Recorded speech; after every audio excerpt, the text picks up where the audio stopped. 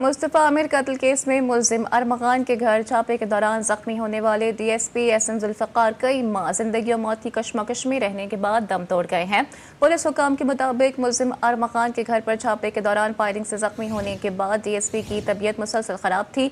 जख्मों में इंफेक्शन फैलने की वजह से उन्हें निजी अस्पताल में दाखिल कराया गया था। मरहूम की नमाज जनाजा बाद नमाज मगरिब जामा मस्जिद रहमानिया PECHS तारिक रोड में अदा की जाएगी। मुस्तफ़ा आमिर कत्ल केस में मुलजिम अरमगान के घर छापे के दौरान जख्मी होने वाले डीएसपी एसएम जुल्फ़िकार कई माह जिंदगी और मौत की कशमकश में रहने के बाद दम तोड़ गए हैं। पुलिस हुकाम के मुताबिक मुलजिम अरमगान के घर पर छापे के दौरान फायरिंग से जख्मी होने के बाद डीएसपी की तबीयत मुसलसल खराब थी। जख्मों में इंफेक्शन फैलने की वजह से उन्हें निजी अस्पताल में दाखिल कराया गया था। मरहूम की नमाज जनाजा बाद नमाज मगरिब जामा मस्जिद रहमानिया PECHS तारिक रोड में अदा की जाएगी।